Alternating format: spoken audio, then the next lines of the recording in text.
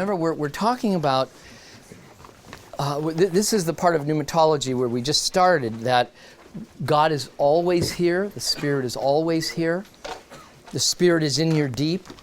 It's the Spirit who is the one who will transform. There's no such thing as true spiritual formation in your own power. Spiritual formation is going to be this new life lived through us. Now, but now I want to raise the question of, well, if the Spirit of God is the agent of change, why is it that sometimes he seems so close, and then sometimes we don't experience him as that present? So what's the truth of all this? What's really going on? And here is where honesty in our life is all important. I'll have to say, if one is a moralist, this will be hard to hear. Because for a moralist, it's hard to face the truth that, well, gosh, there are times where, God, you don't seem as close as you used to. Well, that means there must be something wrong with me. And if there's something wrong with me, well, I got to address this. And it gets to a point in some lives that they don't even want to be open to the truth that God may feel distant, because they don't want to be open to the truth that something's wrong with them. And so they literally have to either make up a spirituality, they have to convince themselves of something going on in their spiritual life that's not, or they're always trying to get some experience. They're always trying to generate an experience. They're always trying to increase their own passion so that they can feel that, I'm okay with God. Well, the ancients, they had a whole different way of looking at these things. Because of, now here we're doing spiritual theology. So I just want to reiterate that spiritual theology is, it is not the same as dogmatic theology. Right? When we do dogmatic theology, we're saying, this is what the scriptures have said, and these are clear. They constitute our faith. So those are those truths that we're getting solely from the scripture, that we have absolute certainty about, and that we think those constitute the faith. Now, of course, there are different Christian, traditions in Christianity where there's some tension about these things, between the Lutherans and the Calvinists, right? And and the Methodists. So there are some issues there even. But nevertheless, whatever tradition you're in, you're going to say, I hold that with certainty. But when we come to spiritual theology, that's a little different. We don't hold it with the same certainty, because spiritual theology, remember, it's the spiritual theologian is looking at the Bible, but the spiritual theologian is particularly looking at the experience of the Holy Spirit in the lives of the saints, in the lives of the believers. And so here we're trying to get clear on what we absolutely know. So what we talked about about the cross, well, that's the ground, that's absolute. That's the heart of our faith. And when we talk about the heart, there's a lot of things the scriptures say about the heart, but now we're trying to figure out, well, how does this actually work in the heart? Well, now this is getting rather complex. But here especially, we're going to be talking about the ministry of the Spirit. And so as I'm going to go through this, no writer who's a spiritual theologian would say something like this. Yes, everybody, we talked about, this idea of desolation, consolation. No spiritual theologian would say, well, everybody has to go through these things. It's not. No, it's not. In fact, the Spirit of God, He can do all kinds of different things in your lives, so there's no telling what He can do. What we're trying to do as the church is simply understand, are there patterns that seem to have gone on in church history? And so what I'm trying to get at here are what pastors and spiritual writers throughout now church history, things that they have noticed, they've seen in their life, they saw in their disciples, would they say that every person has to go through these things? Who knows what the Spirit of God will do in transforming. But here's what they noticed. And so again, back to now, what they did notice was, remember this bell curve. They noticed that, and we're only taking a little slice of it, because it's going to turn out there are just all kinds of seasons here. In fact, I think it's going to be kind of like this through our life. Now, the kingdom of God does not end down here. Wouldn't that be a bummer if you spent eternity in a locked cell? I just went to Alcatraz. I was at a conference last week, and my family took them to Alcatraz, and my gosh, these cells of solitary confinement, they were literally, you could put your hands and you could touch both walls. Wow, that would be a hell. So it's going to end here. But there's something about these times that the church came to see. God is doing some profound things. So I'm just going to take a slice of this. And now they actually have a developmental spirituality. So at ISF, I get to spend a whole course, 15 weeks on this, to parse out what they thought were stages. And so many of the pastors in the history of the church developed stages of faith and growth. So we're not going to be able to do that. I'm just going to look at one of these, and we'll just think of it not as a stage. We'll look at a little bit more of a season of life. So here's what they say. Remember, here's a person who's baptized. You know, this is what they did in the first centuries on, you know, at least by the second century. But at some point, the person becomes a beginner.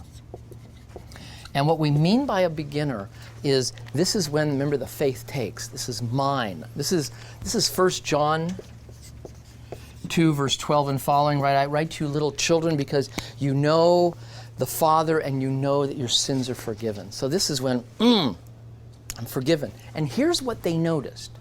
And again, now notice, this is an empirical observation. Well, that means not everybody's experienced this, right? Now, here's what we do find. I find this now as I go speak, because I have shared this probably to maybe about 10,000 people in the last 10, 15 years. And in a variety of churches and retreats. And I have found certain patterns too. And one of the patterns I have found is that for converts, later converts, this usually takes place right then. But it usually doesn't take place for people raised in the church. It doesn't take place right away at conversion. Like my daughters, they were converted at 5, but they didn't experience this, what the ancients call consolation. Right? When my daughters converted, they didn't like, oh, Dad, I'm saved. God, I'm saved from my sins. My sins of, I didn't make my bed. I got kind of angry at you once. You know, I mean, it's not like it's going to be for me at 19 because I give up drugs. I give up the sexuality that I was engaged in. A lot changed. It was a worldview change.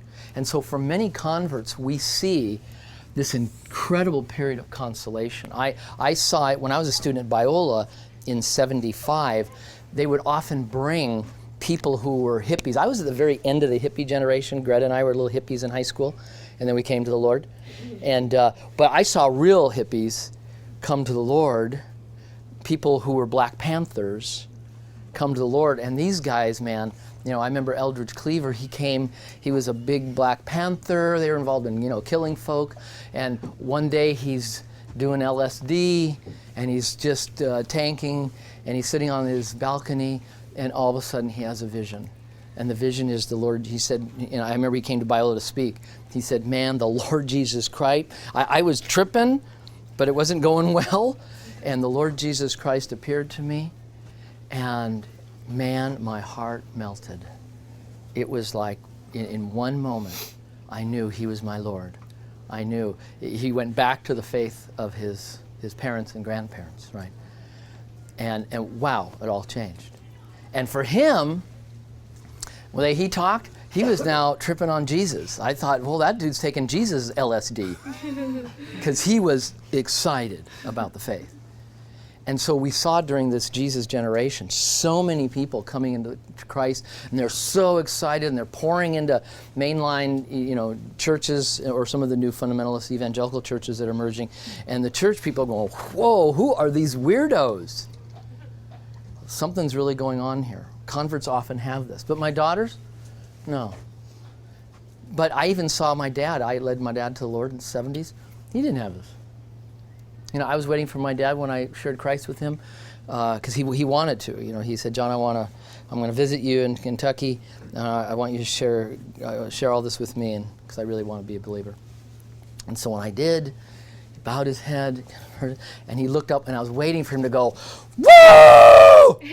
I'm saved! And my dad just lifts up his head. Yeah, it was good. Wow. So God knows what he's doing.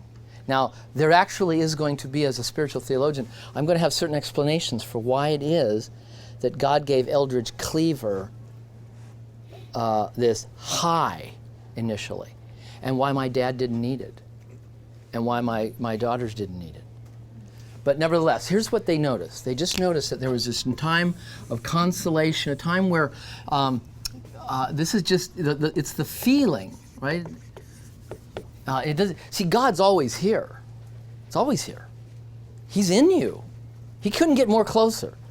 This is actually not that close, because he can give you feelings that aren't. It's not what he really has in mind.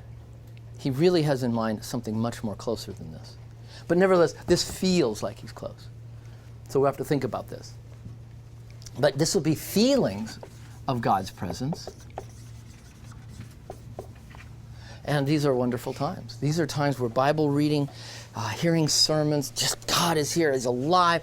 God, you're here. And then they noticed, and they just noticed, this is Augustine, Jerome, Bernard of Clairvaux, Aquinas. I mean, this is just the history of the church. They noticed this time of plateauing, where all of a sudden it just, I'm now reading the Word. It's not quite like it used to be. I'm in prayer, and my mind wandered, right? How many of you had your mind wandering in prayer? Raise your hand. Yeah, absolutely. Wow, what's going on? I remember those times where the hymn was true. Remember the hymn, stayed upon Jehovah, hearts are fully blessed, finding as he promised, perfect peace. I've had times of life, and then I've had times where I'm praying, I'm not stayed upon Jehovah. My mind is wandering. I'm thinking of papers I got to write. That's just what took place in my life. Now, I'll have to say, when this took place in my life, at that time I was teaching systematic theology at Rosemead and a little bit of apologetics at Talbot. That's when these things began to happen, especially. Actually, it was more here. And this really concerned me. What the heck's going on, Lord? This began probably some point when I was at Talbot. That's just how far back it was. Where I was like, I'm just not as excited about all this. I'd sit and hear John MacArthur preach now. Right? I came to the Lord and I went to that church at the beginning. And now I've been there a while. I'm a deacon, part of leader, leading Bible study. And I was like, no, John said this before. Wow. That's rather cold. That's rather cool. Yeah, God said that before. Oh. And then, what they noticed, but I didn't know any of this stuff, by the way, when I was going through it. I was just, what is wrong with me? Then they noticed that there was a time where all of a sudden it's getting worse, and they came to call this desolation, or the felt absence of God. Now notice, it's not the absence of God. God is never absent. But it's the felt absence of God. All of a sudden now, God, where are you? Now the lament psalms I read, right, come into play. I mean, this is Psalm 13. Oh God, right? This is one we read. Oh Lord, how long will you forget me forever? How long will you hide your face from me? How long will I, in my prayers, just be taking counsel in my own soul? Meaning, I'm talking to myself. That's what he's saying. I just feel like when I pray, I'm talking to myself now. That's honesty. And that's why you're going to need, to get this material, you're going to need to pray honestly to God. Or you're hiding, right? And it's not going to help you. So here they noticed this time going down here. And remember what surprised them was this. That now we're not talking about a person who's walking away from God. We're talking about people who are serious about discipleship. This is what they're seeing over and over and over again. They see it as a pattern. And they want to understand it, because what surprises them is this person here at time 20, whenever that is, versus this person over here where he was having really peak experiences of, God's here. This is time 3, whenever that is. So the gap here is maybe months, might be years, I don't know. But what surprised them is they thought it should be the reverse. It should be that people who are further down the line in character should be experiencing consolation. And the young person should be experiencing, just what's the truth of their life. They're pretty full of themselves. And so on that chart, remember, if this is characterological maturity, and this is experience of God, right, and here's 0, it should be, well, the more experience I've got I get, the more mature I'd be. And the more mature I'd be, the more open I would be to the experience of God. More experience of God, more I'm growing. The more I'm growing, the more I'm open to God. Well, it should just up, up, up, up, up. And that's not what they see. And so they saw these seasons going on. And then they saw there are times when God just seems close. And then there are times, wow, what is going on here? And this puzzled them. And so now they're going to begin to do spiritual theology. They're going to now, and so here are the hypotheses of spiritual thought. They're going to try to think with Scripture in hand, God in heart, because a person comes to them in their community who's a believer and says, "Look, Pastor, I've been a believer now 15 years, and right now this has been one of the worst times in my life. I feel like I've grown as a person. I feel like I'm maturing, but I remember years ago where God just seemed so real. He seemed so close. Prayer was good. What the heck is going on with me?" Well, what they're not saying is, "Hey, bub, you're not praying enough. You pray more, God will come." That is not what the voice of the pastoral voice of the church in spiritual theology will be, which is surprising because when I was going through this, I was now ending my graduate career. It was a long career, 18 years in university. I'm coming at the end of it, and I'm now teaching at Talbot, and I'm teaching at Rosemead School of Psychology, and now it's getting drier and drier and drier, and I'm like, God, what is going on? What the heck are you doing? And I began to take that, maybe I just need to pray harder, because what am I going to think? See, notice how I'm going to think. I'm going to think causally here. This is what we would call kind of causal spirituality. And causal spirituality is going to be something like this. I will start out. If I do spiritual acts, whatever they are, prayer, meditation on Scripture, hearing sermons, whatever they are, spiritual disciplines. If I do spiritual acts A, B, and C, whatever they are, well then God will come to me in X, Y, or Z manner. You see, it's interesting, during the times of consolation that you had in your life, whenever those were, those periods of life where, God seemed alive, it actually felt like that. When I prayed, God came. I listened to sermons, God came. I opened my heart with other brethren in prayer, wow, God was here.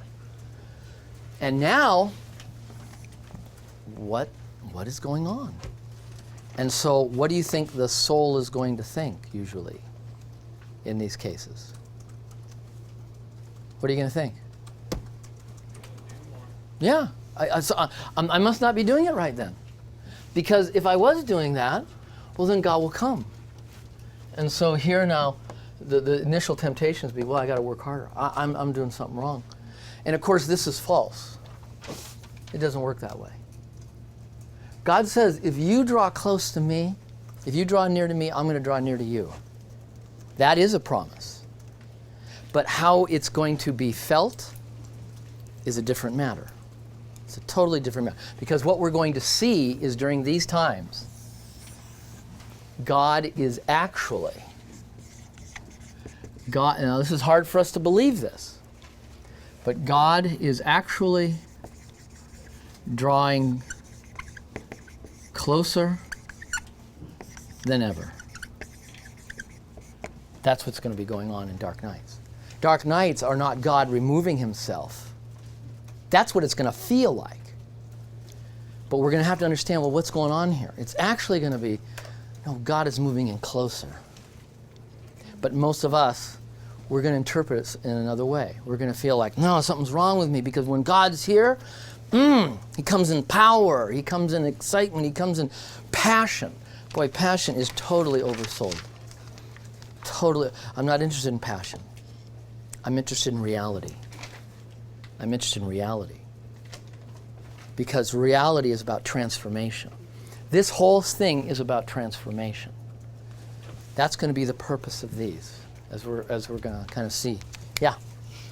So this whole constellation desolation thing seems to me like a satisfying, system for understanding the spiritual life. What caused the shift in pastoral theology to more of a causal spirituality, where you do these things and God does this? No, this is a difficult one to trace. I have to, if what I see a little bit going on is after the Second Reformation. You had the First Reformation, that's Calvin, Luther, and then you have what is called the Second Reformation, the Dutch Reformation of the 17th century and 18th and into the 18th. All of a sudden now, Protestant theology becomes very much entrenched in dogmatic discussions, even more than the Reformers. See, when you read the Reformers like Luther and Calvin, they're still interested in pastoral work, sanctification, etc. But now with the Second Reformation, theology and training of pastors is strongly about doctrinal wars that are taking place. It's not just doctrinal wars with Romanism, although that's still going on. I mean, you read 18th century Protestant theologians, they're still talking about Romanism and popery and all the problems there. But it's now warfares between one another. You've had enough splits in Protestantism where now, again, dogmatics, it takes the scene, and all of a sudden the pastoral literature, it becomes no longer dominated by theologians. It now becomes a sparse kind of thing because there's so many wars going on in Protestantism, even. And so here, it looks to me, there are still some pastors who are talking about this in Puritanism. But you're going to still now, it looks like a little bit of legalism comes in. And so I don't quite trace, well then what was going on in the pastor's mind and heart. All I know is, because I used to teach contemporary theology, and I know that, the history of theology is now moving, and it's become dogmatics. It's become theological warfare. It's become entrenchment. Pastors are involved in these. Pastors are starting to get involved. All kinds of discussions about this. So I'm not sure what... So it may almost be sort of like if that just started to become neglected in favor of defining their, a specific denomination's dogmatic. That's how I see it. And I see it coming right into fundamentalism and evangelicalism of the 20th century. Because by the time I come to seminary in the 70s, we are primarily still interested in dogmatics, New Testament, biblical studies, getting clear on this. But the pastoral studies, they have really weakened. They're not rigorous. They don't have a rigorous spiritual theology.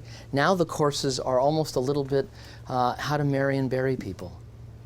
And it's like, whoa, no, that's not what pastoral theology should. Pastoral theology should have been this robust, rigorous understanding of the process of growth. And that just kind of gets sucked out. The only place where you kind of see it would be more in the pastoral counseling area. But even there, they're not thinking of growth so much. They're thinking of problem solving. Someone's got a marital problem. Somebody's got a lust. How to deal with these problems. So, and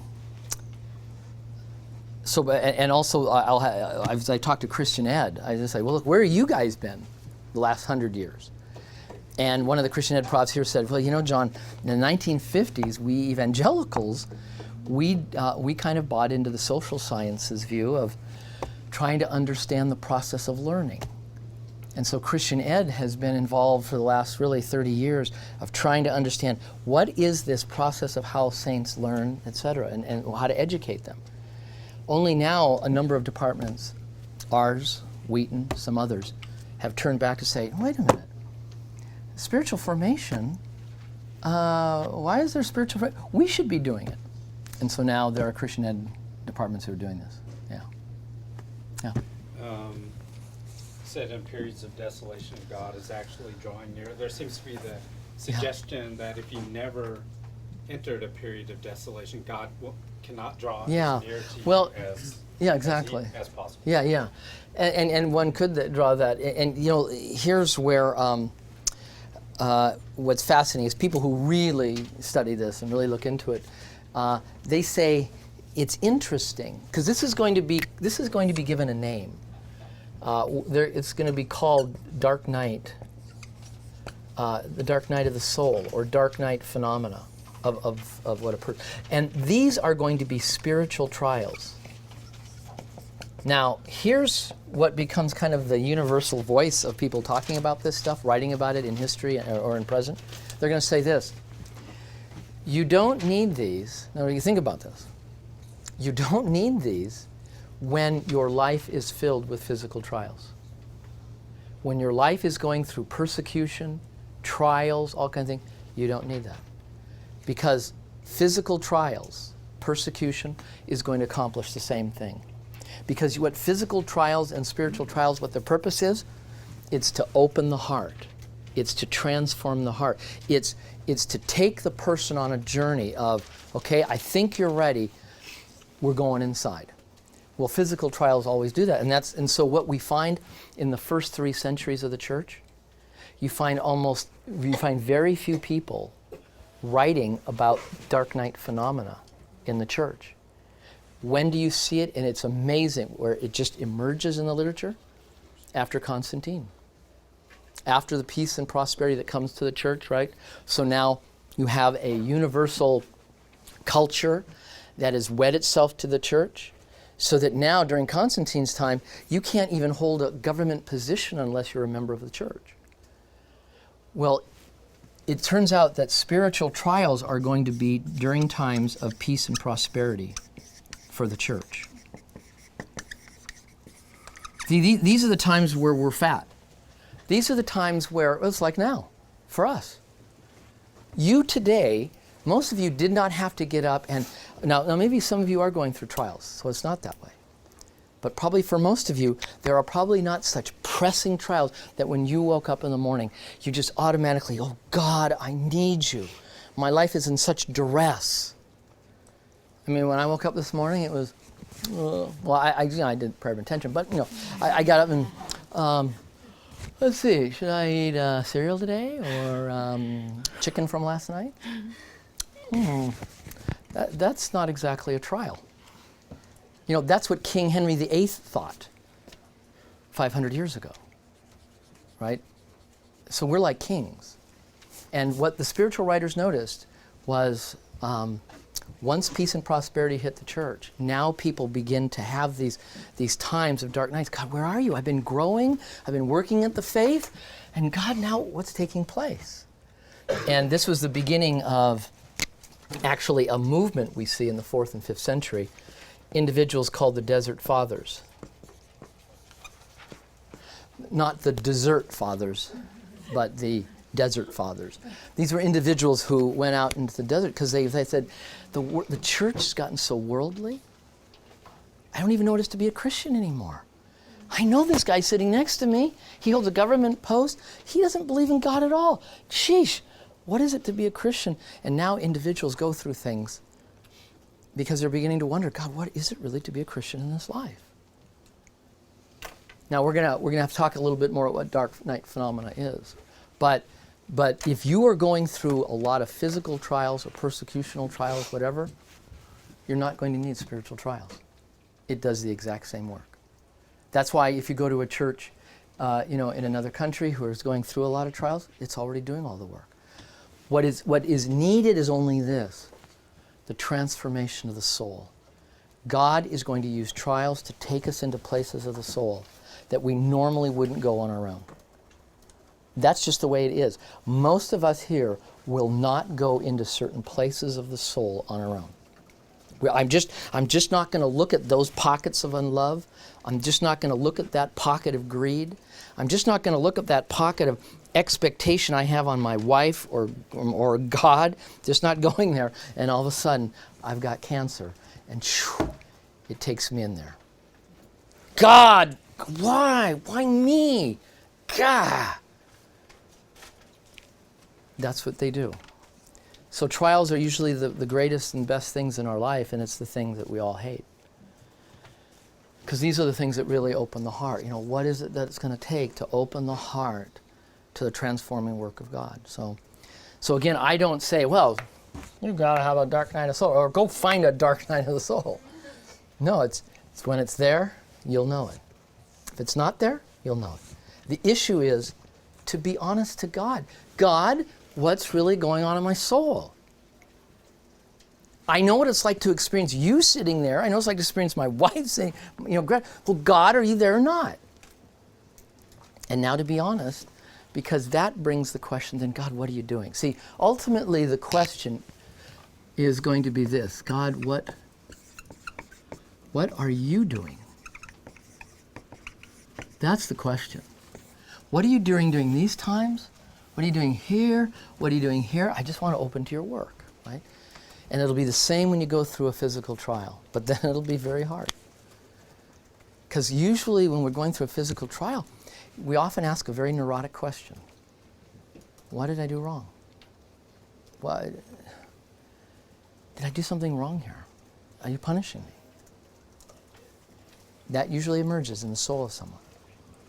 And because we've got so much stuff in the soul that hasn't been sorted. And now during this time, in just dark nights, the question usually is, God, what am I doing wrong? God, what can I do to get back that love and feeling here, Yeah. So here's the hypotheses then. Any other questions so far? We're just kind of getting this. Okay. Here's the hypotheses. So this is them now just trying to think through what's really going on here. And they're doing the best they can. See, they're trying to give that person an answer here, who asked the question, where is God in my life right now? I'm more mature than I used to be, but God, I knew better times back here. So here's their hypotheses. That number one, spiritual feelings do not always necessarily correlate with maturity. Now, we don't have time to look at this whole developmental maturity, spirituality, but there will be times where it will. There are going to be times, and especially in the fullness of the kingdom, where you finally will be so characterologically mature, so open to the Spirit, that then you'll be really experiencing the consolation of God. But there are going to be times when the spiritual feelings you have don't necessarily correlate with maturity. Well, it's right here. I know exactly this. I know what it's like to come to the Lord for me at 19. And so this is going to go on till about, 25. I'm just having great times with the Lord, but I'm not very mature. Characterologically, I'm still full of myself mostly. But the filling of the Spirit now is going to be to give me this sensorial experience of Him. And later on, when I'm in my late 20s but 30s, now, man, God, where are you? Those Psalms are exactly how I felt. Well, I'm more mature, there's no doubt. There is more characterological maturity. There are more places in my spirit that are open to Him. I'm still quite full of myself. And now the Lord is actually letting me experience this. So God, what's going on here? So it's pretty clear. This looks like an empirical fact, that there are individuals who are more mature who are not experiencing what they experienced before. So they reason from this, well, if that's the case, see, you can see now the danger of measuring the presence of God by how it feels. This is going to be a great danger, to measure the presence of God by how it feels. And I'm really worried about my undergrads here at Biola. They go to Singspiration and they're trying to get that feeling. Or they go hear a passionate speaker who rouses their passion. Yeah! I'm not interested in rousing passions. I'm interested in them opening to discern the work of the living God. Passions are here nor there. I've known passionate Buddhists. So what? I know passionate secularists. And so number two, if that's the case, if feelings don't necessarily correlate with maturity, then spiritual feelings of God's presence or consolation or absence are less the result of our actions and more the gifts of God. Wow, this is wrong. That's wrong. This was a gift. God gave that to me as a 19-year-old. He didn't give it to Anna and Krista, my daughters, at 5. He did give it to them at 14. He did, for a while. Well, if that's a gift, then this must be a gift. Whoa. Ooh. I don't know about that one. So what's the gift of desolation? Again, this is just becomes kind of the universal, voice of the church up to like the 17th century. The gift of consolation was to encourage us. It was to give us a taste of God's presence, even sometimes ahead of our character. Why? In order to direct our heart to Him. In order to direct our heart to Him. So, if we look at it in another way, another kind of picture of the soul here, here's the soul of the unbeliever, right? The unbeliever doesn't have the Spirit at all. And so here's the unbeliever. Here's his drives for hope. Here are his desires. Here's his loves. Here are his joys. And then here are the objects he's pursuing. Sexuality, relationships, ideas, education, food, right? So he's just pursuing this. Notice, he's full of himself. Why is he full of himself? Well, it can't be anything else, right? He doesn't have the Spirit yet. So he's full of himself. And what Aquinas and Augustine and Calvin, they all say that the primary sins are pride and what they said, concupiscence. Concupiscence means the love of pleasure. They said these are the two sins theologically, biblically, that dominate non-Christians' life. So here I'm an unbeliever, and I'm full of pride. Just means I'm full of self, right? I might actually be a nice person, but it doesn't matter. I'm full of myself, right? It's my joys. See, this is my hope, right? It's my desire. It's my love. It's my joy. I'm just full of myself. I'm not full of the Spirit, and I'm pursuing all these objects well or poorly, right? I might be Aristotle, or I might be the Hell's Angel, right? So who knows how messed up I am. But now conversion comes. Wow. I'm converted. Wow, the Spirit has come, and He's beginning to characterologically change me, but it's a slow journey. Well, it turns out, John Coe at 19, I'm still pretty full of myself. I'm still full of me, my joys, I haven't characterologically walked this life of learning how to live open to the presence of another person living through me. This is going to take a long time. So I still have this stuff going on, still full of myself a lot, but the Spirit's here too. I'm a new creature. There's still this love of pleasure going on. But God knows I'm full of myself. And so you know what God does for many of these converts? He doesn't take them immediately through trials. Sometimes He does. Right? Paul the Apostle gets I don't know what, consolation's not so great for him, right? What's the first message he gets from Ananias? You must suffer many things for my sake.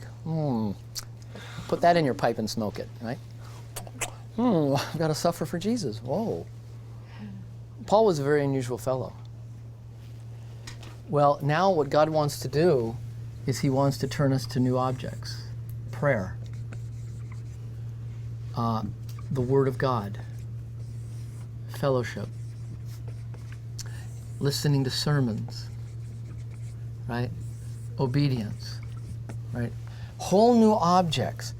But it turns out my loves, my joys, my hopes, they're not trained in that. They're trained in what I've already trained. So what does God do? He gives them, as John on the Cross wrote, but many use the same kind of wording, he gives the believer, the beginner, the breast of consolation, the breast of spiritual pleasure.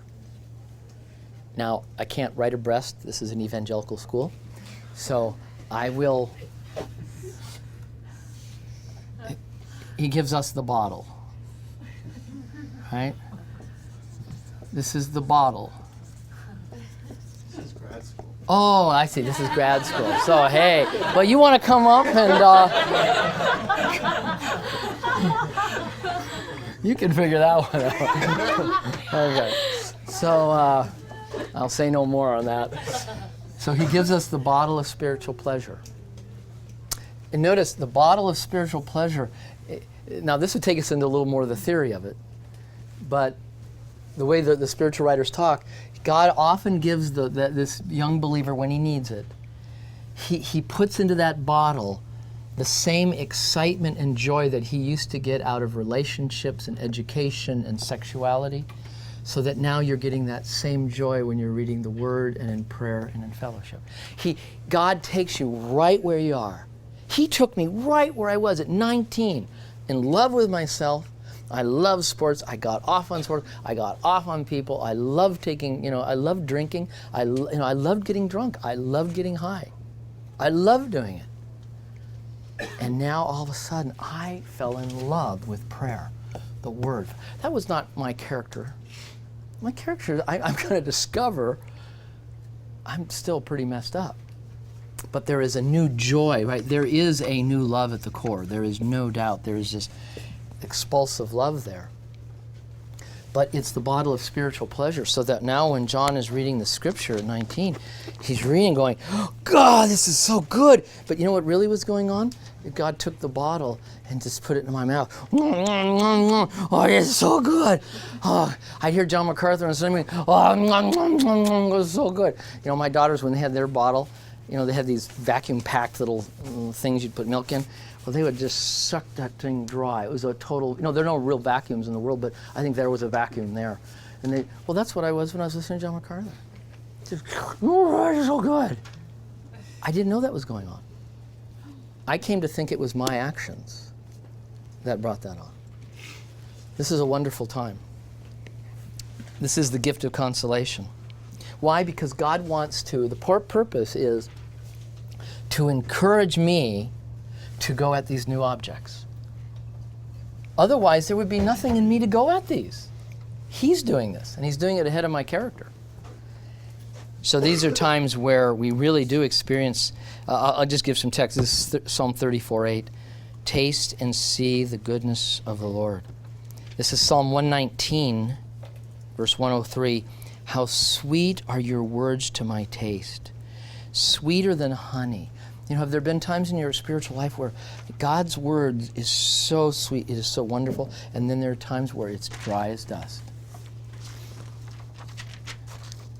So these are times when God gives us this spiritual pleasure ahead of our character. This is when God is now, the filling of the Spirit is coming to you ahead of your character. He's giving you a taste of himself, even though your character's not full of him yet. And so what do they say in number 4? How to experience these times? They say just enjoy them. These are incredible times. In fact, if you're discipling somebody in consolation, you know what the task is? It's to immerse them in spiritual disciplines.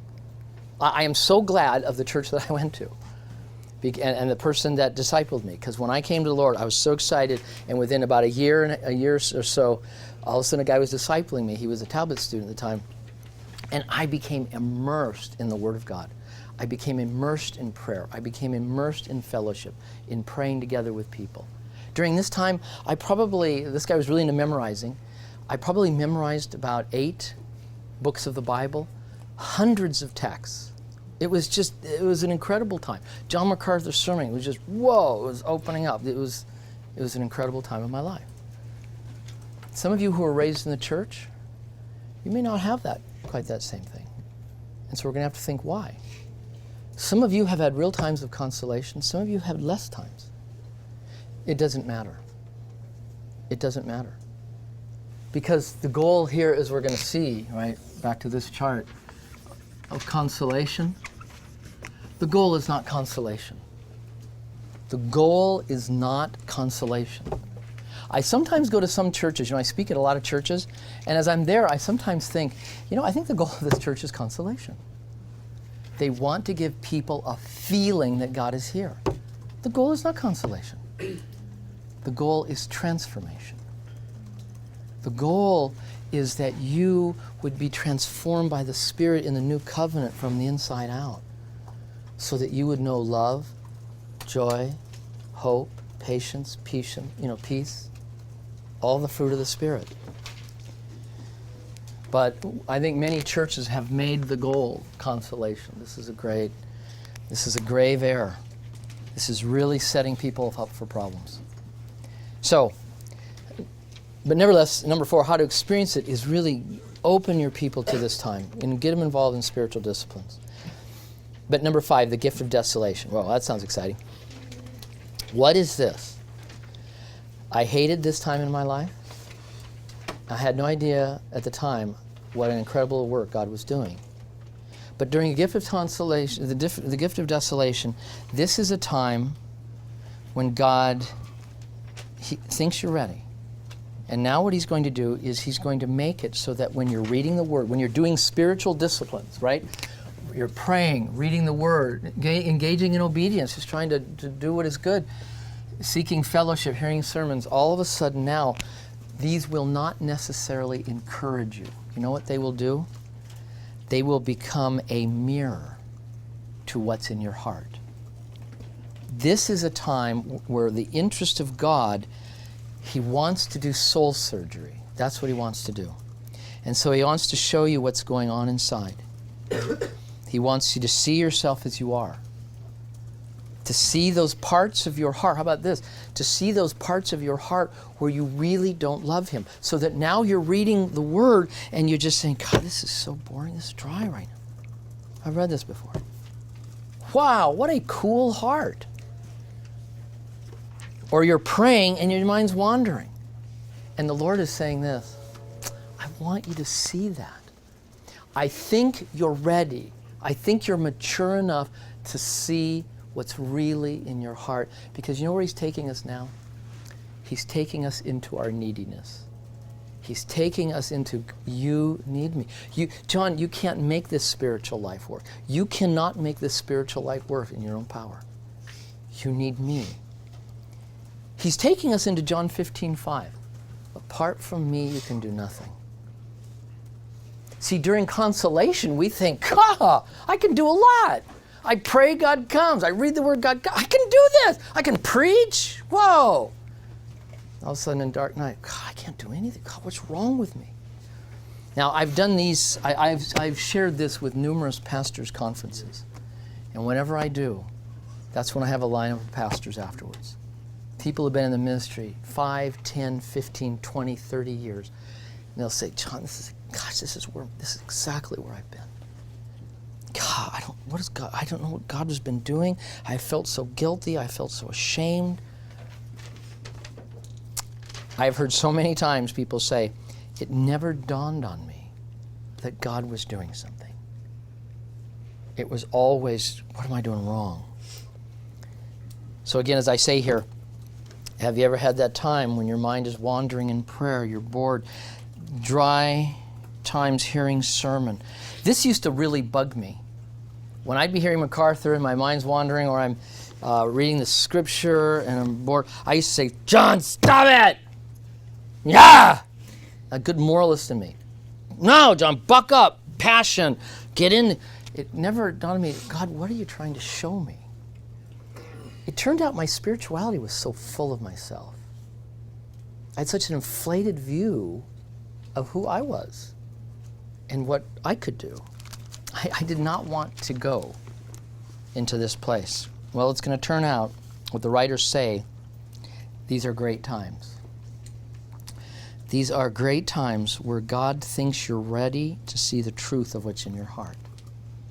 if you have the heart for it. I'll say this, if you're immoral, it'll be very hard. Because you'll feel, the first thing you'll feel is guilty and ashamed. I should be further along. How could I have such a cold heart?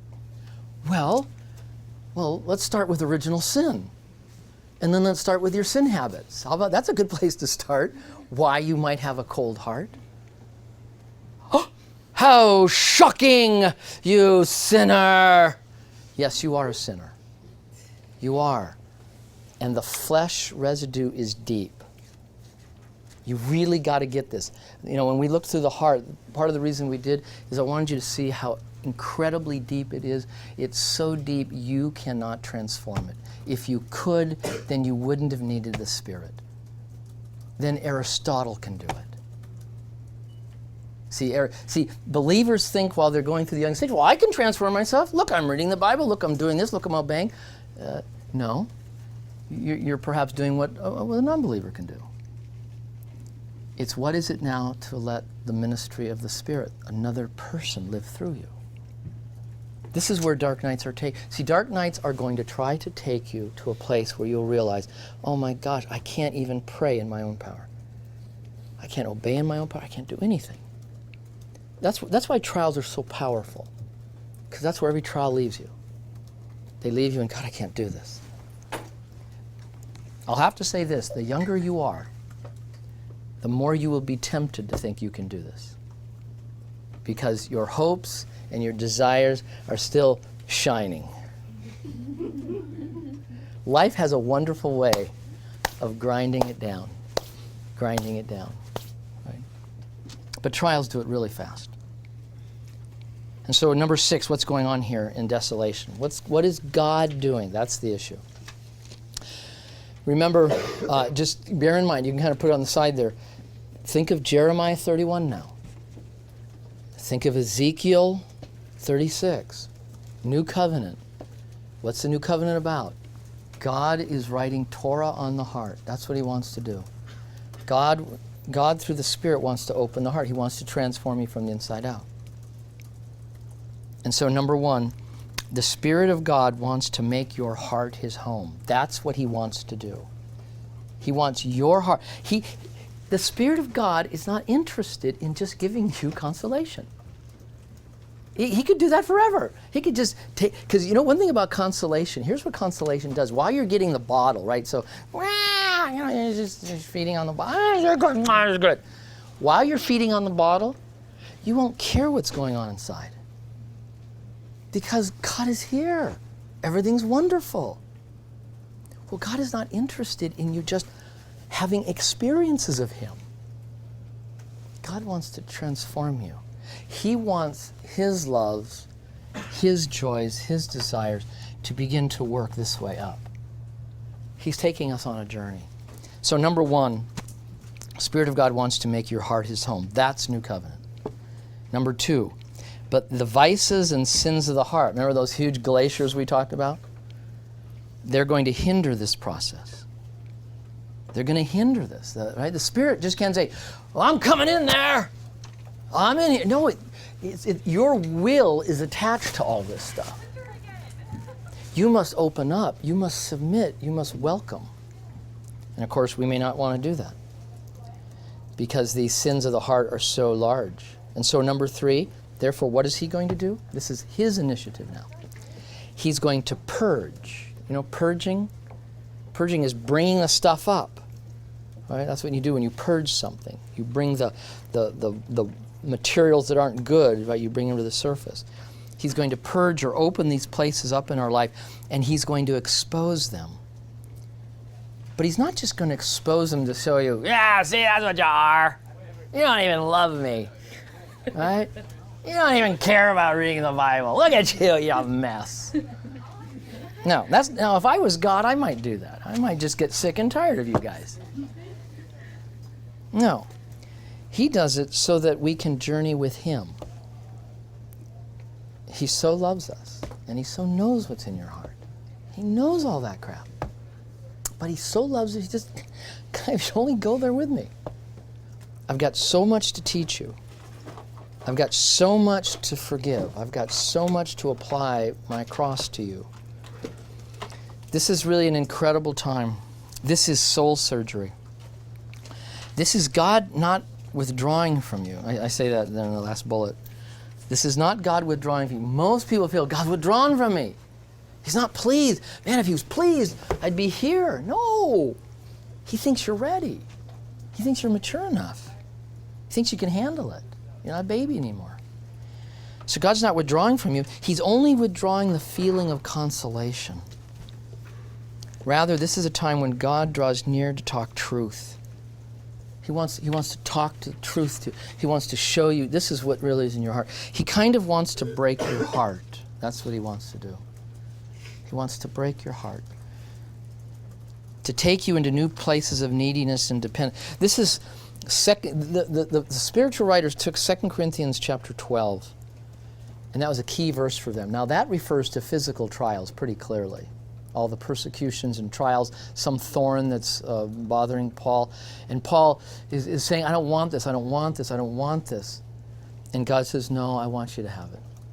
I want you to have it because why? Because it takes you into your weakness. And Paul learned the secret. Power is perfected in weakness. Right? That's the secret Paul learned. See, I might think power is perfected in my strength. I understand that. I used to be a weightlifter. I get that. Right? Yeah, see that muscle there? And there's nothing here anymore. It's just my daughter saying, no, Dad, it sags. It just. But I know what it is to have power perfected in strength. No, Paul's turning the world upside down. No, power is perfected in your dependence. His power is perfected when you see, God, I can't do this. I need you. See, now I'm really open to the life of the Spirit. Here is where we find love. And so Paul is going to boast in weakness. Now, the spiritual writers say, well, I know that's referring to physical trials, but dark nights do the exact same thing. And so they'll use these passages analogically. And so we're not going to want these times. We're not going to want them because we won't believe them. So these times here are what the writers call dark nights of the soul.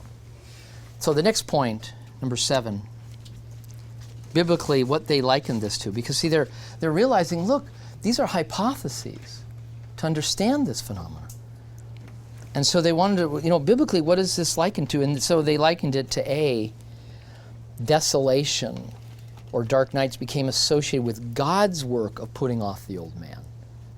These are times when God takes the initiative. He thinks you're ready. Okay, so he's going to take the bottle away, right? Takes the bottle away. And they also associated B with definitely 1 John chapter 2. I write to you young children because you know God. Your sins are forgiven to you. I write to you the old ones because you know him who's from the beginning, right? You've been through a lot in life. God's the sovereign one. But I write to you young men because you've wrestled with the evil one and you've overcome him by the power of his word, right? This is a wrestling period. So they saw this time of really wrestling associated with this dark night. And later stages with the old ones who just, God, I know you're here. I know you can do all things. And C, desolation became associated with the lament psalms. So they would pray the lament psalms because they know that there are people who are engaged in these experiences. And so the Old Testament lament psalms were ways, God, I can do something with this. God, where are you? What's going on? And then D, desolation became especially associated with 2 Corinthians 12. Thorns in the flesh. But now they use this analogically. These are spiritual thorns in the flesh, right? Not just physical thorns. So what's going on here in C? 2 dark nights, right? These are, and so for the rest of the time I want to talk about this dark night, just to understand it a little more deeply. But I'm not going to make a distinction between the two forms because that would get us into some details of just one theory. Let me just say this, that dark nights are attempts to purge the heart of things. They're attempts to purge the heart. And they're trying to open the heart to false idols. And here's the 3 things they're trying to purge, right?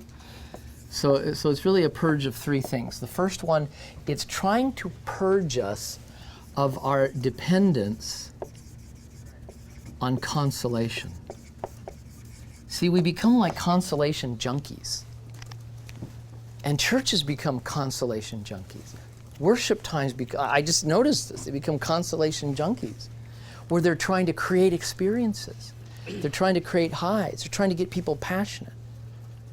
No, see, you do not want, I'll just put it this way, consolation is not a good measurement of the presence of God. Consolation is not the way you measure the presence of God. I think many people do. I know I did. This is why when I began to go through this, God, am I doing something wrong? What's going on? Where are you? I had no idea that God was at work because he wanted to purge me, that I'd become hooked to this stuff. That's what I want. I want this more than I want purity.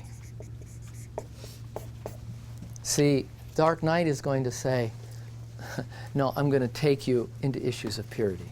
I'm going to open up places of vices. I'm going to take you on a journey. And I don't want to do that. I don't want to go there. Now, I wouldn't mind that as magic. You know, I wouldn't mind just God taking a magic wand and going, perfect anger, perfect joy. I would love that. Because then I never have to look at my lack of joy. I never have to look at my unlove. It's kind of what I think of having transformational experiences out of our soul. You know, people want to have out-of-body experiences. I think many of us want transformational out-of-soul experiences. I want to become loving, but I don't want to see how unloving I am. I want to have perfect peace, but I don't want to see how little peace is in my life. I want perfect kindness, but I don't want to see how unkind I am. You know, you're not going to be able to have it that way. God is going to transform who you are, and so you've got to put off and deal with who you are. It's just the way it is. I think many of us would rather have magic.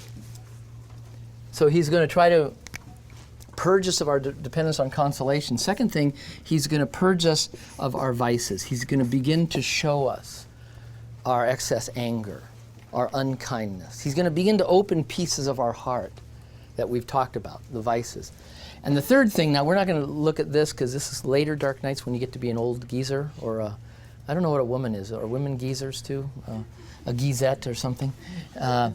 But he's actually going to purge us of our fleshy virtues. But that'll take us into another discussion.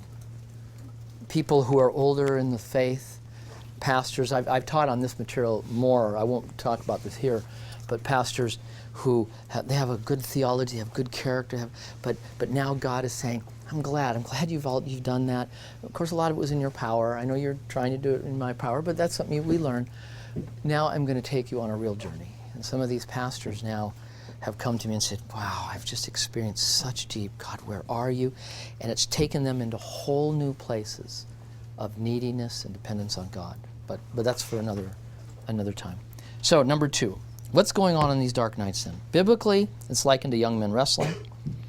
B, this is where God withdraws consolation. At some point, Bible reading, hearing sermons, or prayer may lose their pleasure dimension.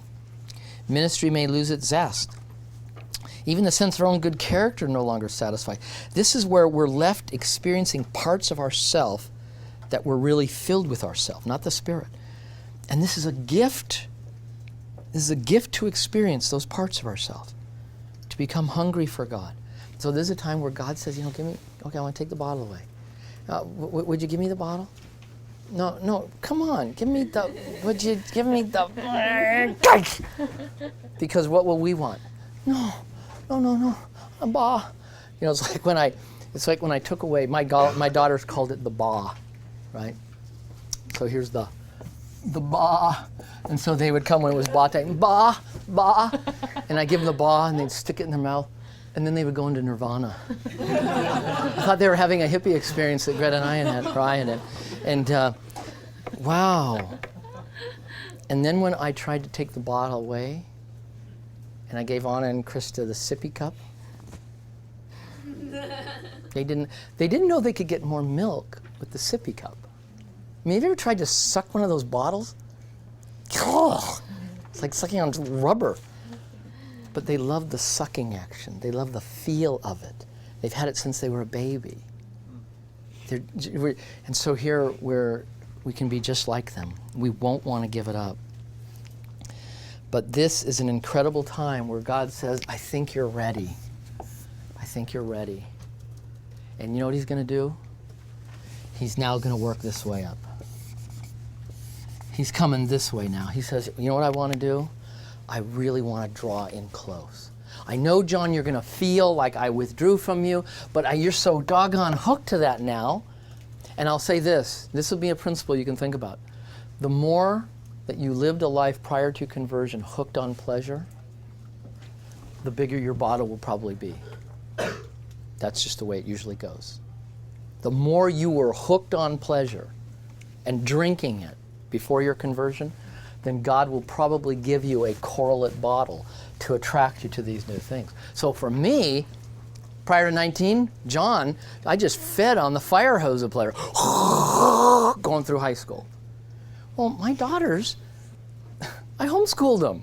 They were not feeding on the fire hose of pleasure. My daughters had a radically different life than I. When they converted, they didn't get this. You know why? They didn't need it.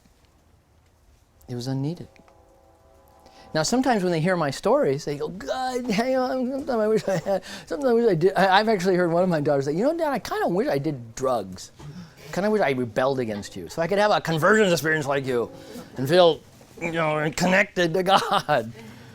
And Anna, that's not necessary. But I know, Anna, for you, it's like a gray day. It's the gray days of the soul for many kids who are raised in the church. See, they don't need this bottle to attract them because they've already developed habits and things at a young age.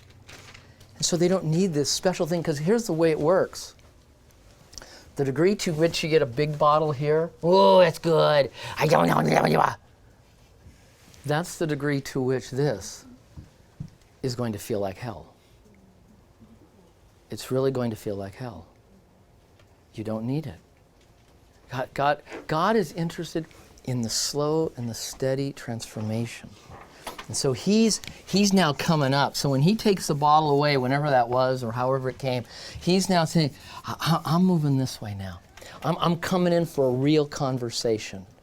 This is where it moves a little bit from romance to marriage.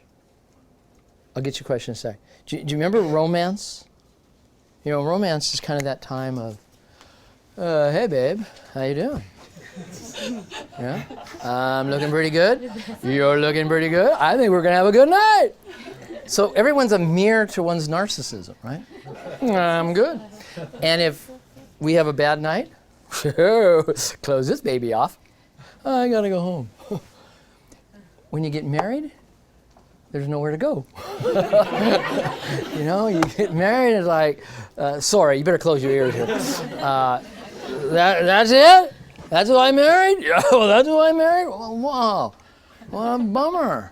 I thought I was getting more out of this deal. No, that's it. Because in marriage, you know what's going? In marriage, you start experiencing the truth of one another. You just do. You experience the truth, and some of it's really good, and some of it's really not very good at all. That's why I encourage people who are going to get married, man, don't taste everything good before you get married. Because if you have everything good before you get married, sheesh, you're going to be feasting on some lousy stuff once you get in there. See, marriage is like reality. I see Greta. I've been married 36 years. I see a lot of Greta. Greta sees a lot of me. And now what do?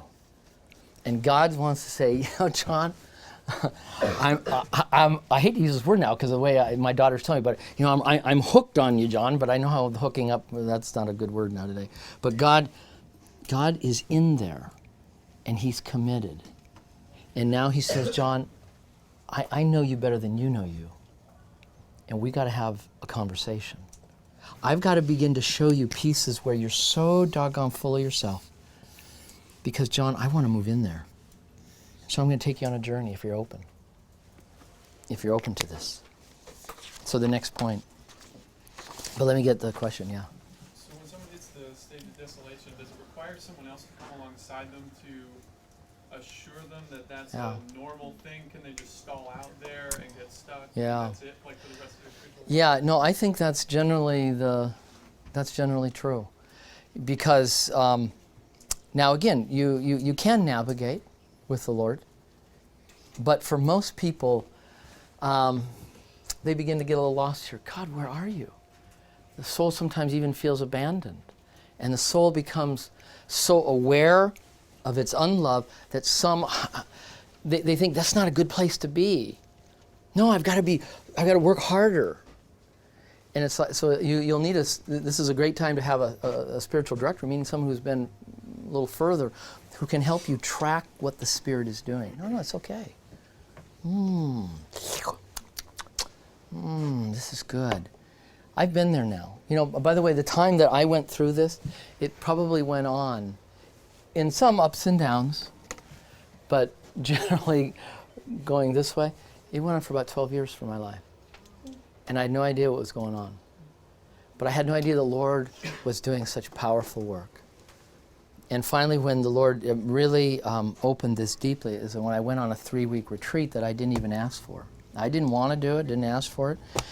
Someone arranged it for me. And this was 17 years ago. And during that time, I came to, it was like God just said, oh, we're going to take you down. Kind of like God's SWAT team, take him down. And he just took me down. And I remember experiencing such a deep amount of my sin. I was overwhelmed with what I experienced about myself, my pride, my arrogance, how full of myself I was. And during this time, I also came to experience, because see, during the dark night that I was going through, I kept resisting.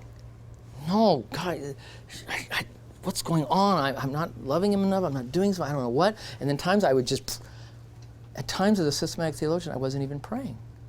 And then at times I'd go back and really work, trying to pray. This was really getting bad. And now it was like the Lord just kind of pushed me and said, John, I know you've been resisting. I know, John, you hate to see yourself because you're so full of yourself. You want to think of yourself as better. And during that time where the Lord, I went in there, I never experienced so much love. These last 17 years have been so filled with love, but a different kind of consolation than here. And now I want to encourage saints, do not be afraid of this. You have nothing to be afraid of.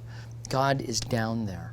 God wants to take you on a journey if we'll only be open to the truth. But it would have been really nice to have had someone to guide me. Because I wasn't even thinking these things at all anyways.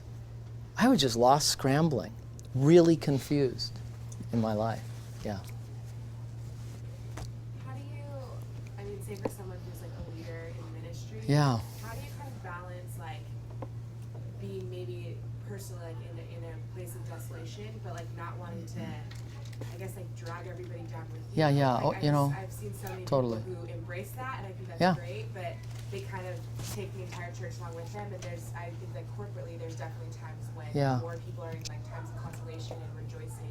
So how do you kind of balance Yeah. that? Now, I would say in many, churches, we'll come to the very end of how to deal with these times. What do we do during? But just to comment, I see churches actually going through these periods. And so right now I know some churches that I've worked at recently and where they were here. And I just came back from a church in Colorado, a couple thousand people. They're here. And what is needed at different times, where at this church I guarantee 50% of the people were going through a dark night. Other churches, not so many. But nevertheless, and so that tells me what is going to be needed to help these congregations navigate. Because people are, of course, everywhere on the thing, too. But now I'm thinking of your question as a leader. This is really important because when a person's going through a dark night, here's the issue. Can the person be being discipled in spiritual direction or in their process with the Lord, can they find God in this? Can they discover, God, I know you're at work here? If they can, now they have something to say to their people. And now I have a message of hope. I come to a person and say, you know, I know what it is like to feel, God, where are you? But let me show you how you can find God in this. Not consolation, but find the living God. You know, it's like having a marriage. And let's say you and I are married and we're fighting. Here's the question in marriage. Can I stay open to you or not? Can we meet minds? Can we have a conversation? Or, hey, man, if you're not going to make me feel good, I don't want it. And so here, that's going to be the question for the pastor. Now, I'll say this. If a pastor's at what I would call 3 o'clock in the morning, dark night, where it's like, God, I don't know what's going on. And of course, I meet pastors like this all the time. And they go into hiding because they say, John, if I share this with my elders aren't going to understand this. They're going to say, well, what's wrong with you? Why aren't you praying more? So they're in hiding. Well, I will say, if a pastor's in this place, he's going to need a break. Because right now, his temptation will either be to hide, and he's going to feel bad about that, or he'll start catharting, and he's going to make some people feel really anxious. Because some people who are in consolation, or some people who are in desolation, who are moralists, they're going to hear that pastor talking, and they're going to go, oh my gosh, well, why don't you find God? Well, are you going to find any good out of this? It's like reading the Psalm, you know, Psalm 88, and looking for, is there a coming out of this? No, Psalm 88 has no coming out of it. And so, in that case, I would love to help that Board of Elders. This is what the pastor should have done in the first place. Help them understand the processes we go through so that Board of Elders could say to him, you know something? God is doing a profound work in your heart, but this isn't a time for you to speak. This is a time for you to go now and more into solitude and really enter into this place. But of course, this often doesn't happen. And that's when I go to these conferences and talk to pastors, it's devastating. I cannot tell you, when I go to talk to a pastor, a conference of like 150 pastors, I'll bet 75% of them or more are in some experience of desolation. That's just what's going on. But I'm going to come back and talk about this when we talk about what do we do in a dark night. Yeah. The consolation period, the bottle of spiritual pleasure, as you call it. Yeah. Can that include things like dreams, visions, even miracles of sorts? It could. And can it be that radical? And would that be why the desolation time can be so harsh? Because you feel like the spiritual gifts are gone, or God is so, I remember going. Now I come from a word-oriented tradition, Grace Community Church. Talbot School of Theology. So the Word. But I know what it was like to be at Grace Community Church in the 1970s. Incredible consolation. We were teaching the Word of God. People were coming to the Lord. Oh God, the Spirit's here. And then I know what this was like at Grace. Well, it turns out now I've gone and spoken at various churches about these kind of things. And so I went to the Anaheim Vineyard a couple of years ago. Well, the Vineyard, there it is, man. Signs and wonders, the times, when Wimber was there. Whoa, the Spirit's there. Wow, that's not what the Spirit's all about. He can do that and he can come as he goes. Here's what I know the Spirit's about. Transformation. I know the new covenant is about. He wants to put Torah on your heart and write it inside and change you from the inside out. I know that. So when I came there, I came to Anaheim Vineyard and it was here. And I know the, pastors there. We spent a fair amount of time talking about what the church was going through and how some of the old people were saying, doggone it, remember the good old days? Remember the days when the Spirit of God just blew the winds through, the power of God was here? And these pastors saying, that's not here now. That's what God did there to do this incredible movement in evangelicalism. Just like that's what God did with John MacArthur and Chuck Swindoll with the preaching of the Word of God. So the Spirit is doing all of this. We're all going to go through the same thing. You know why? Because the issue for John MacArthur, Chuck Swindoll, Wimber, and the people following him, transformation. The time is coming. The time is coming where the winds are going to die down. And now you're going to begin to say, God, what's going on in my life? And now when I was there with the Anaheim Vineyard pastors, they're trying to help their people say, don't seek that. If God does it, he does it. No, seek transformation. Open to what the Spirit's doing. The Spirit's here. See, the tendency is to think, no, the Spirit was back there. And so we're going to think the Spirit's not here. No, God, the Spirit's here. He's actually moving more powerfully. But he's moving from the bottom up. And it's not going to feel like that. It's a whole different kind of experience. It was amazing when I remember before I went to the Anaheim Vineyard, I was talking with Dallas Willard about this, and he said, John, do not think Grace Church is any different than Anaheim Vineyard or EV Free Fullerton or Rock Harbor. These are places I was speaking at. John, they're all in this. They're all saints. They're going through the same things, but the Spirit of God is going to be working differently with them at different times. But they're going the same place. They're going to transformation, and transformation is going to be hard because it's going to be like marriage. And in marriage, here's what happens in marriage. Everyone has to face this issue. Because in California, what is it, 50% get divorced? That's incredible.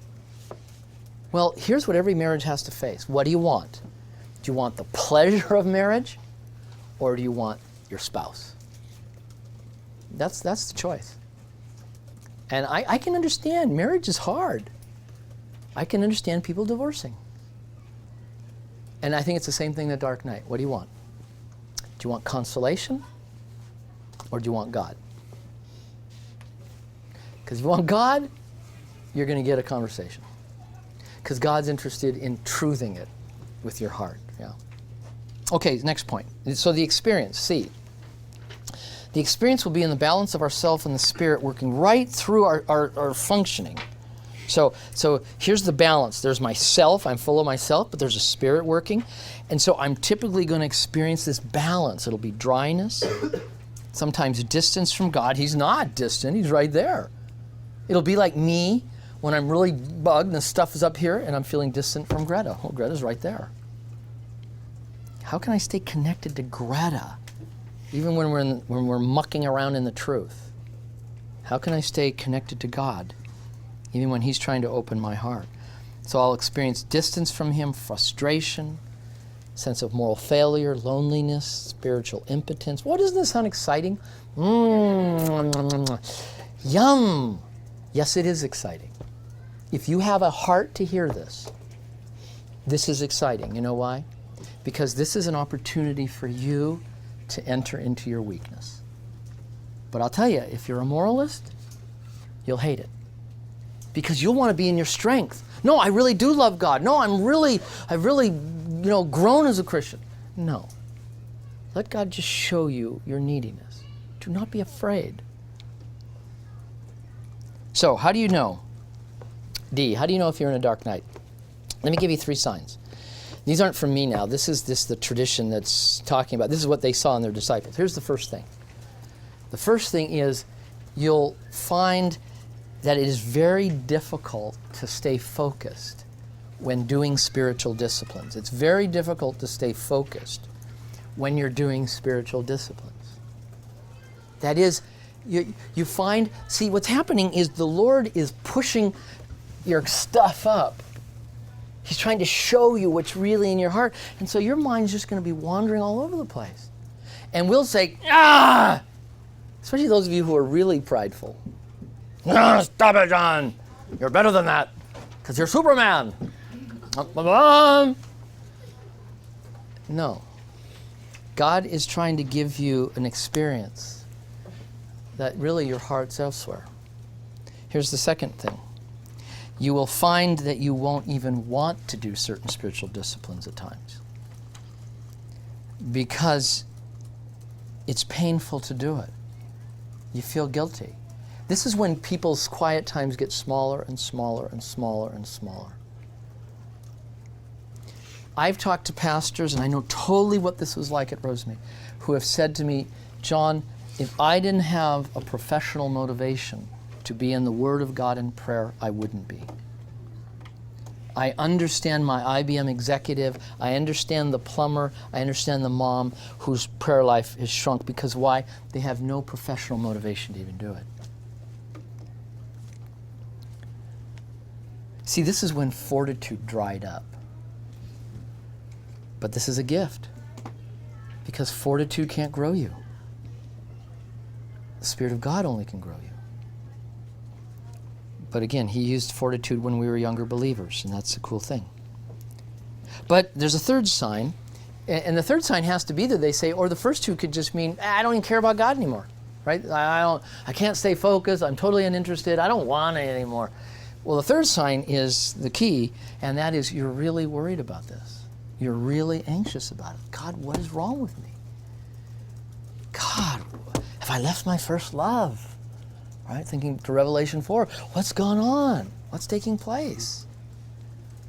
I'm concerned. So E, here's the temptation in a dark night.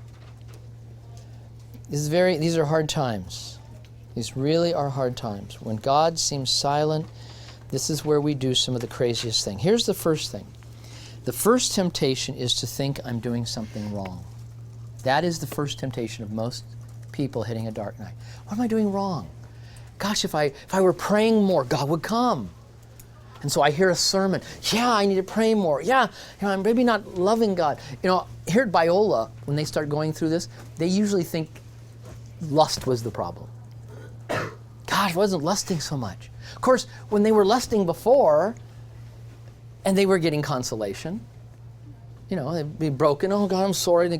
Well, now they're not getting that. And maybe. See, this is when we begin to try to find a sin or something we're not doing. And this is actually where the ancients say, this is spiritual pride. Here's what spiritual pride is. It's the deep belief that we thought we were making our spiritual life work. Spiritual pride is the deep belief that I thought I made the spiritual life work. I thought when I did this, God came. And so now the first thing is to think, I'm doing it wrong. But of course, it was a gift all along anyways. But it never dawned on me it was just a gift. Because I just thought my actions were bringing this on.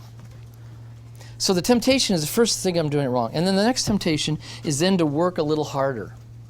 Work a little harder, right? Work a little harder to, remember most of you probably aren't old enough, but when I was living in the 60s in North Dakota, late 50s, growing up, my older brothers used to listen to these Righteous Brothers, Remember the Righteous Brothers had this song, Get Back That Lovin' Feelin'? Well, that's what we'll want to do. We're going to want to get back that lovin' feeling. Do you know that song? Remember, bring back that love and feeling, yeah? Whoa, that love and feeling. Yeah, you can sing it. Bring back that love and feeling, now it's gone, gone, gone. Whoa, there it is, man. Dark night, right there. Dark night. Whoa, what's going on, man? So I'm going to try to do spiritual disciplines to get that love and feeling back.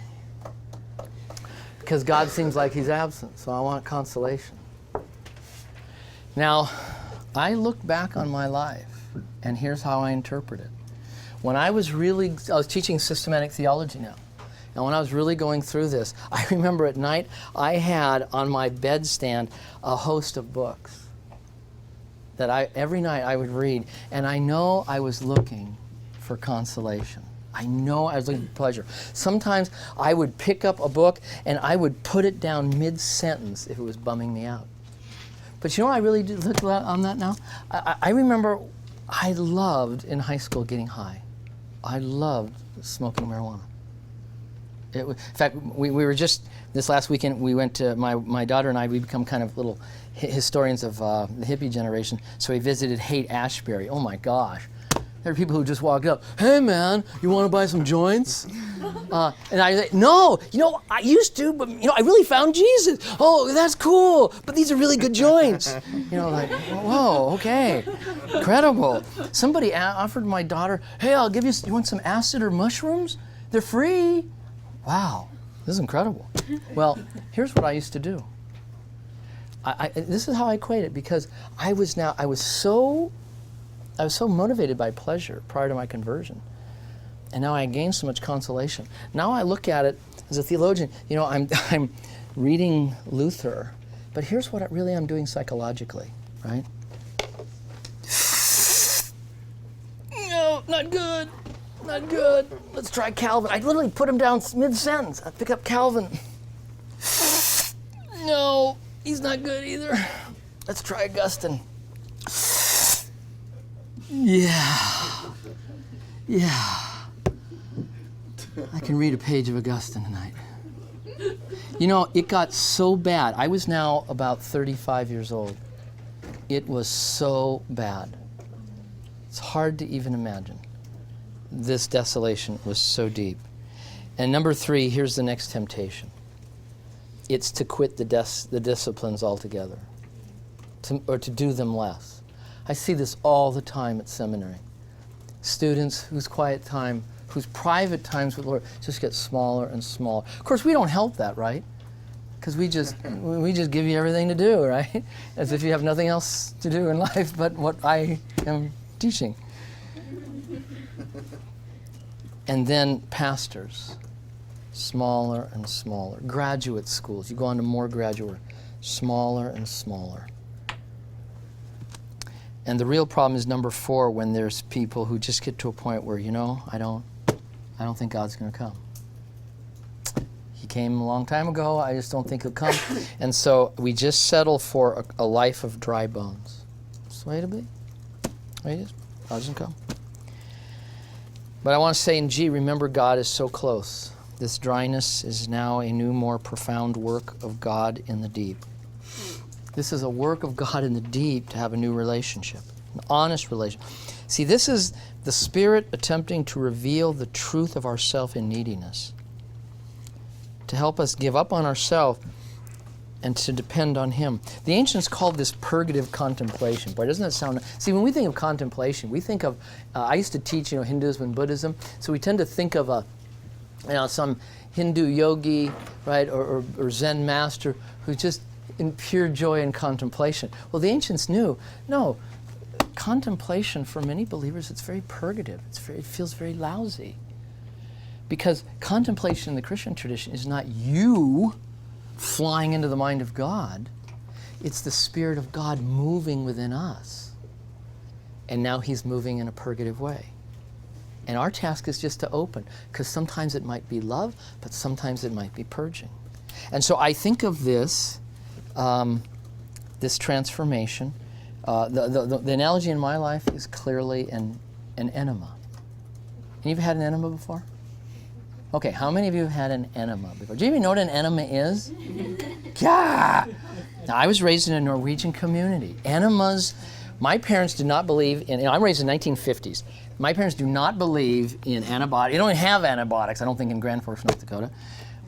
And where I lived, if you were sick, time to get an enema. Now, you know what an enema is? It's where they take water.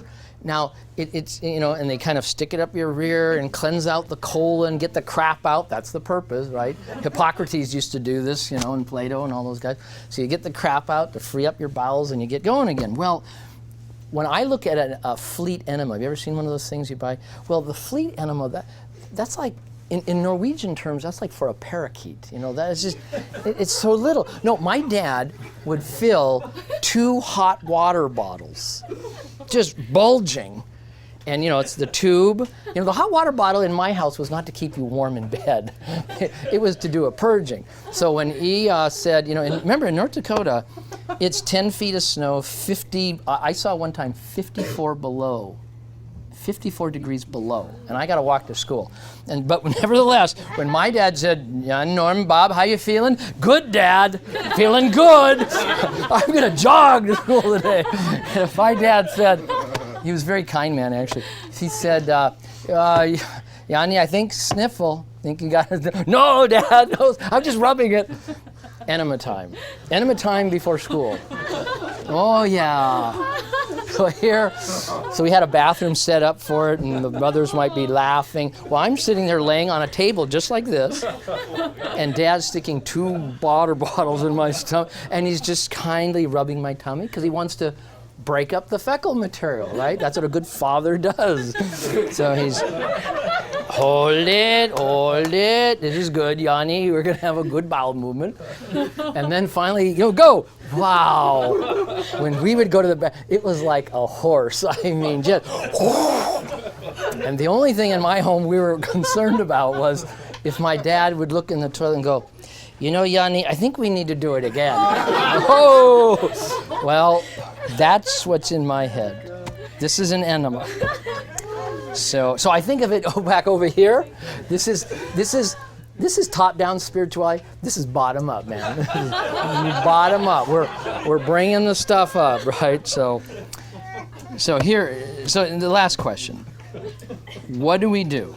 What do we do during times of desolation? What might be God doing, right? And so let me give you just a list of things that you can consider what to do. Yeah. Oh, could you differentiate more between number 2 and number 3 about work a little harder, because you mentioned how I need to pray more. Yeah. But then it says don't quit the disciplines, right? Well, now we what happens is that person at some point, when there's no payoff, and it's going on and on, they'll start quitting the disciplines. That's what they'll start doing. See, initially they'll be trying to work harder to get that love and feeling back. But as we see it, I see pastors going through. I see it Biola students. I see it seminary students. When the consolation's there, what do? The quiet time just shrinks and shrinks and shrinks because there's no payoff now. But initially they're going to be trying to get something. But again, I've talked to now pastors who have been ministered 20 years. They say, John, I just got to a point in my life where I just kind of lived, the spiritual life is dry bones. God's not going to come. And my own prayer life, it just started shrinking. And it became just duty. And I totally understand. But they could have had an openness to, no, God is really working. But they were beginning to despair. So let me talk about a dark night. In a sense of how can we respond to this? Number 1 is this. So I'm going to give you a list. So you'll have to write this on somewhere else, because this will be about, 6 or 8 things or something like that. Number 1 is this. As the lament psalms say, you need to come out of hiding and begin to complain to God. You need to, the complaint psalms, the lament psalms, Psalm 13, Psalm 88, Psalm 77, we are encouraged to complain to God, to come out of hiding and to ask God, and here's the question. Here is the question. It's not, what am I doing wrong? That is the wrong question. Now let me just say, if you're walking away from the Lord, you have no interest in God, well then that's the right question. But I'm thinking it's just, here's the dedicated crazy right here, right? What's the right question? It's the question all the psalmists ask. God, what are you doing? That's the question. God, where are you? What are you doing? This is not what I expect. This is not what I want. What are you doing? Second thing is, if you or someone else is going through this kind of spiritual dryness, just be open to the fact that it may be God who is doing a work in your soul. And it's not because of anything you're doing wrong. Just be open in this spiritual dryness. It's God who is at work, and He's wanting to do something profound in your soul. So the task is to open to this. A third thing. During this dark nights, spiritual disciplines have changed in terms of their purpose, right? In dark night, just remember, spiritual disciplines have changed in terms of their purpose. They're no longer to give you encouragement or felt nourishment. That's not their purpose. They're not to give you nourishment. Reading the Word and prayer won't be nourishing in the normal way you think of nourishing. Rather, it's going to be a mirror. It's going to nourish you in a different way. It's going to be a mirror into your weakness. It's going to be a mirror into your neediness. A next point. During a dark night, you need to resist the temptation to spiritually fix yourself. During a dark night, you need to resist the temptation to fix yourself. See, the temptation is something's wrong with me. I got to really button up and fix this. No. The dark night is trying to cure you of that. You can't fix yourself. This is a time of opening. God, I need you. This is not a time to fix me. This is a time, I put it this way, where you need to take possession of your soul with God. You need to step into your soul and say, God, I don't want to just have out-of-soul experiences with you anymore. I want you to transform this soul. I want you to teach me about this soul. I want you to take me on a journey. I don't want to be afraid of my unlove. I don't want to be afraid of my unfaith. I don't want to be afraid of my lack of hope, my lack of joy. That's where you're going to take me, because you're going to transform that. The next point. During a dark night, we must resist the temptation. We must resist the temptation to use spiritual disciplines to generate a feeling. This is crucial. During a dark night, we must resist the temptation to use spiritual disciplines like prayer, reading the Word, to generate consolation. This is a killer. This will sidetrack you for a long time. This will sidetrack churches because they're trying to get high with Jesus. And that takes them away from the truth of what's going on and the truth of their need for Jesus. The truth of their need for transformation. How little love there is in my life. How much Jesus wants to forgive and love me there and open up places of love. And so I must resist this temptation to try to generate a feeling. I mean, this is really a concern. Again, I see a lot of Biola students going to places like Singspiration, and that's what they're trying to do. They're trying to generate that feeling. They're trying to, and they go hear a chapel speaker, and they want to get passionate because they think that passion's, right, they're moralists, and now passion makes them feel like I'm doing okay. No, they're not doing okay. Let God take you into your need. It's okay. But again, unless the cross is big in your life, this will be hard. And so just as a correlate to that last point, here's where we want to get to a point where we expect and want nothing from God but what He'll give us. God, give me what you have. Give me what you have. I'm not going to tell you what I need. I don't know what I need. What you have, give me. And I want to open to that, right? Next point is leaders in a church. Those of us who preach, counsel, teach, especially those of us who lead congregational worship.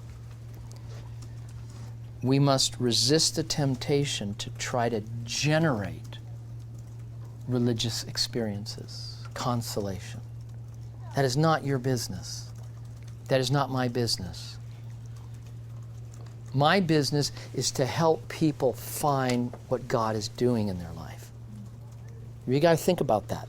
The business of leaders up front is not to generate experiences. It's to help people settle in to where they are with God.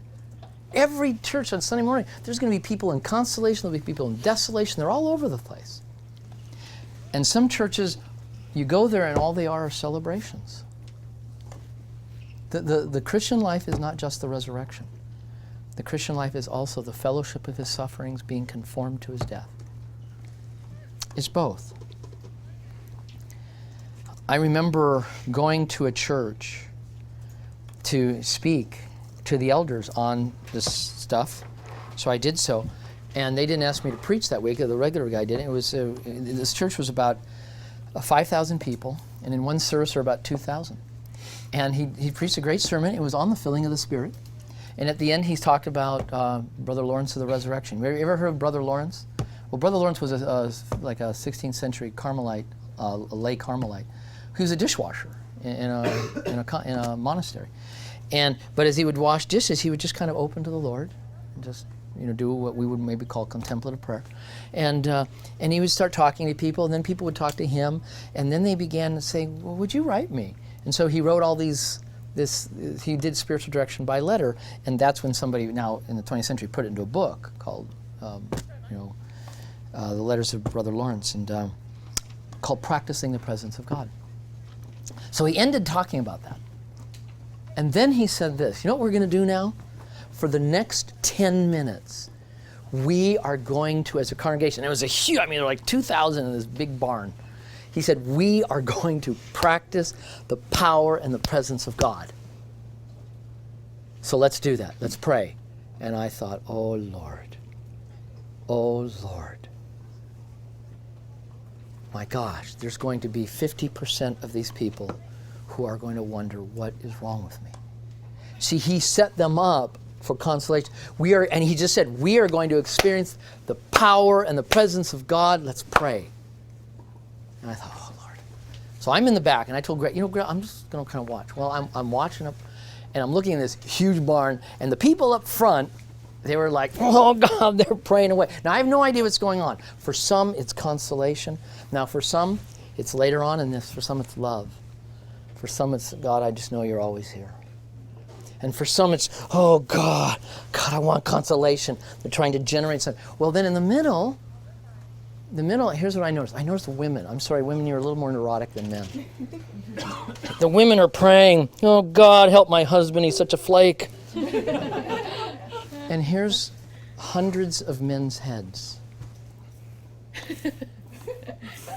Heads bobbing back and forth. And they're looking like this, I'm not experiencing the power and the presence of God.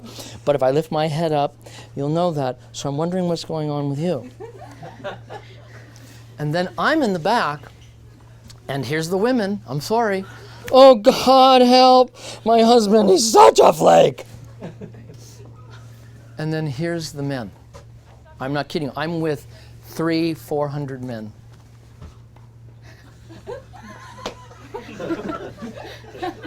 See, there was a Laker-Timberwolf playoff game that day, and it was going to start in half an hour. And I'm sure they're singing look, I'm not experiencing the presence and the power of God he's talking about. I don't know what he's talking about. I've already come to that. I'm not going to play a game. I gave my money. I'm trying to be a good little moralist. Would you let me go home so I could watch the game? Those people died a little more. They died a little more that day. I guarantee it. I guarantee in those 2,000, there were probably at least 700, if not more, people who wondered, what's wrong with me, as they walked out. See, he could have said something like this. He could have said, I just want you to know, we are going to open to the presence of God. God is here. We know that. We know it theologically. For some of you, this is going to be so good. This is going to be, God is here. You're going to be excited. It's wonderful. You just ride with that. For some of you, it's just going to be love. For some of you, well, you've been saints so long, you know God's always here. It'll be great. But let me just say, there are going to be some of you here where you're going to be going into prayer and you're going to wonder, God, where are you? God, where? And I just want you to know, God may be doing a really profound work in your heart. God may be wanting to take you on a journey. God may be wanting you to begin to see pockets of unlove and coolness that He knows you're ready to see. And if you'll just join with Him, you'll discover over time there will be love right there. So I see that pastor could have given them a vision. Now, of course, there's another set of people too. And there's another set, and that is there's some people who don't give a rip about God.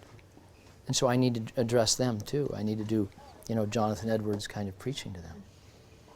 It's the same thing with church worship. I have done direction. I've been with people who I know are going through really hard times, and I've gone to speak at that church, and that person's up there leading worship, and they're doing this.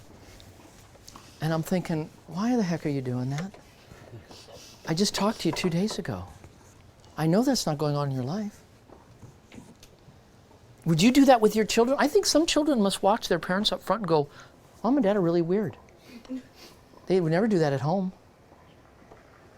There is so much craziness that goes on stage. And I know that because I used to be, speak quite a bit, and I'd feel the anxiety of worship leaders.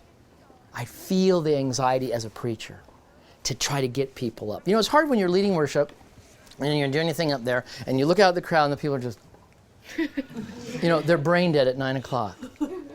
What's the worst thing for a worship person to do is because see, you know what that does? It gets them anxious. If they don't feel the spirit, and I use spirit with a little s here, That's a sociological experience. If they don't feel something moving, the temptation is, okay, come on, people, let's stand up. Come on, let's get going. God, help us. Lord, help us. That is irrelevant. My task is, I'm going to have celebrations hymns, but I'm going to have lament hymns. And what I want to do is I want to help people sober-minded, like Peter says, be of sober-minded, ready for prayer. I want them to just settle down and just, as you're singing this song, I just want you to open your heart. What's really going on? If your heart is really, of celebration, cool. If it's not, open that to God. Don't try to pump yourself up. And lament's the same thing. I want people to find where they are in God. Let me just say a couple more things and I got to stop. Those who are in a dark night, well, let me make a comment about churches. Churches go through this. I have now been with churches going here, and the needs are really different. The worst thing that I see happen is a pastor takes their church through this time of life, and then they're kind of going through a funk, and then he decides to leave. Now, I understand why he's leaving. It's really amazing. It is some of the church growth books are really they're out of their mind. Some of them are even saying today, well, the longest you want to be at a church is 5 years. That's you pretty much have everything you said in 5 years, and it's time to go on and let them hear someone else. As if church ministry is only teaching people things, and then you go on. No, man, we've got so much to grow and to go through. But oftentimes you'll see a guy leave here. Well, then the church right here, they are in the grips of a great temptation. Great temptation. And what do you think the temptation is? What is it? We want to rehearse that. We want a guy to come in who will take us up again. Because we want the good old days. We want and I have now been with some really large churches who made real mistakes. I knew a church who went through this after, a whole time. This is a church of about 5,000 people.